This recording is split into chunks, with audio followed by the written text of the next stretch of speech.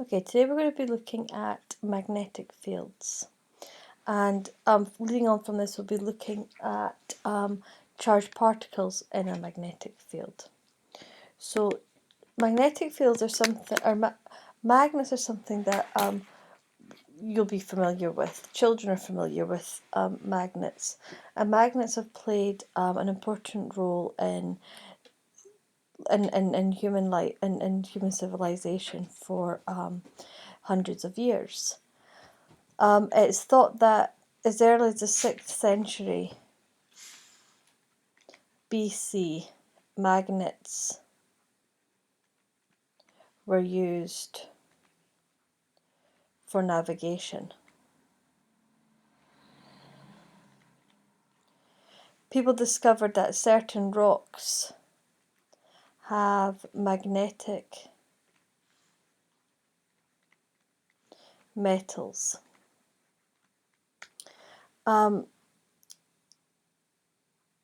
Compasses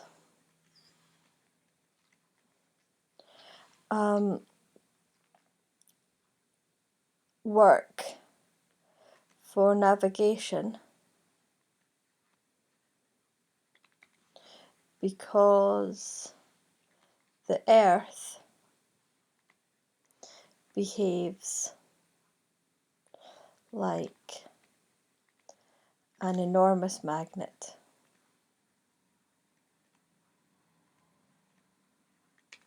So if you think about the Earth, I know it looks nothing like the Earth, and you've got your North Pole and your South Pole.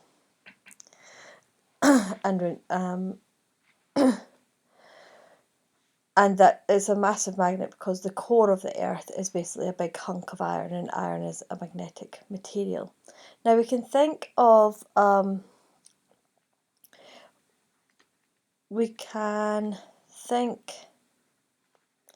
about magnets like we do charged particles, like charges, positive or negative. We can think like the north and the south. However, we can have an electron over here living on its own. We can have a proton over here, and they live independently. But you can't take a magnet. So here's just a very simple bar magnet. If you cut this in two through the middle, you don't get a north pole and a south pole. This will become a north and a south, or the other way around actually. This will be a south and a north, and this will be a north and a south. So if you cut that magnet down the middle, you don't isolate your north pole. You don't get a monopole. You can't separate them. Nowhere in nature has scientists been able to find isolated poles. There's always a north and always a south. Whereas with charges, you can take your electron that can live in isolation away from a proton. That being said, there are similarities between the magnetic fields and electric fields. Just like with an electric charge, in magnets, same poles repel and opposite poles attract. So a north and a north will repel, and a south and a south will repel, but a north and a south will attract each other.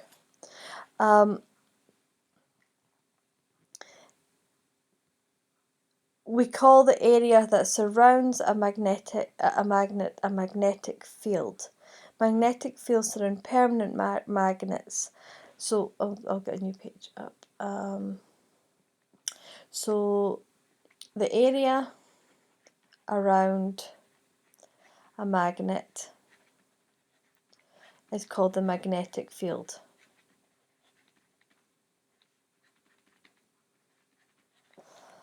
Magnetic fields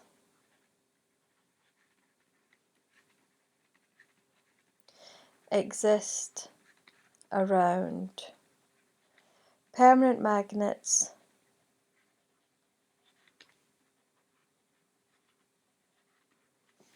and moving charged particles. And you can see this if you were to take if you have like a wire and it's got an electric charge, a current flowing through it, and you bring a compass beside it, that compass needle is going to move. You see movement on the compass needle as it comes near the wire with a current flowing through it, because this wire is going to have a magnetic field surrounding it. And because of this, you can then make what's called electromagnets using wire wrapped around a piece of metal, and it can make an electromagnet, which you can then control because you can turn off the current, and then you no longer have a magnet there. Just like with the electric field, we can draw our field lines round our magnets to show the magnetic field. So we've got our north and we've got our south, and by convention we say the field goes from north to south.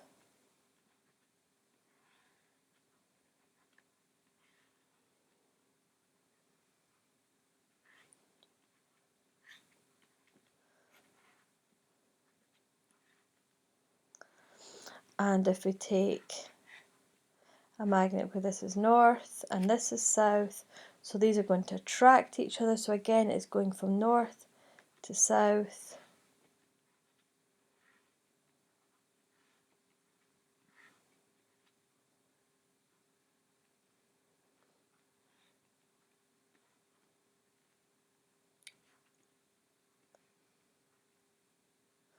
And that's going to kind of go around there. And just like with the electric fields, the more densely packed the field lines, the stronger the magnetic field. And I'll draw this one here. So if we've got a north and a north, they will repel each other, and that'll go like, oops, they're not meant to touch. Field lines don't touch.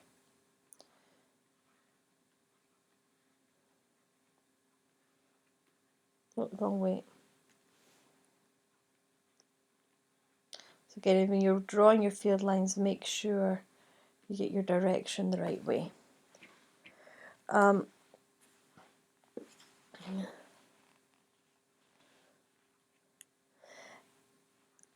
mentioned that a flow of charged particles will have a magnetic field. So we need to consider there's some points we need to consider with this. So say we've got our current, a situation where we have a current, and if this is a wire and we've got a cross section of wire, and if this X means that it's going, the current is flowing into the page. Oh.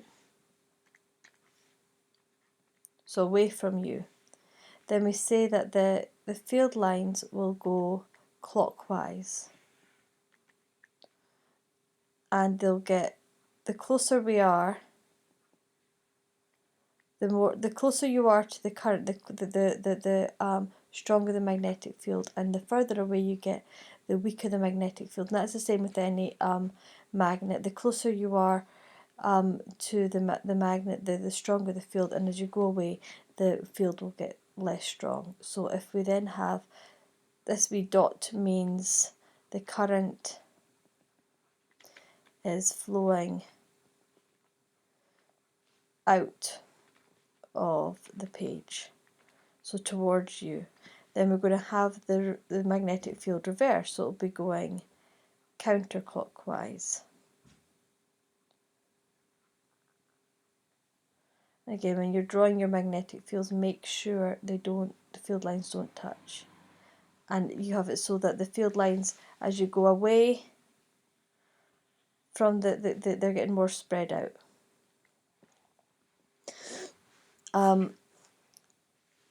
And so bear in mind that when we're drawing this is actually, we're drawing something two-dimensionally, which is actually a three-dimensional thing. So this would think of the wire coming out of the page as three-dimensional, and this magnetic field will be going all the way around the wire and three-dimensionally. The direction of the current is defined by the movement of the particles. So if you remember before, the convention, which we see in textbooks, and this comes from a historical, the historical study into electricity, is that a current is a movement of charged particles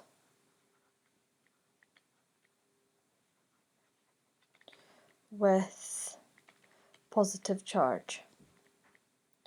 Now we know that that's not true, that electricity is a flow of electrons, and therefore it has a negative charge. So this means that the flow of negative charged particles is in opposite direction to the flow of the current. So when you draw a diagram of the current, and you do the direction that the current is going in, is that how you draw it, mark that on a current diagram, a circuit diagram. You follow the convention, which is the opposite to what is actually happening. And although that's confusing, it's just a historical anomaly, which is still what we use today. When a current is produced in a wire, so a current in a wire is produced by moving or vibrating electrons. The movement of the charge causes the magnetic field.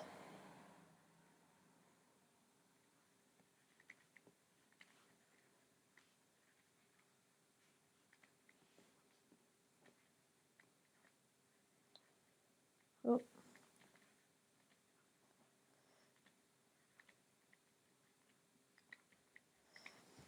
And this could be seen by placing a compass near the field, near the wire. Now, we can define the direction of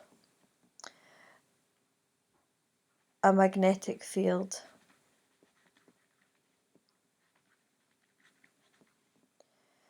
using the right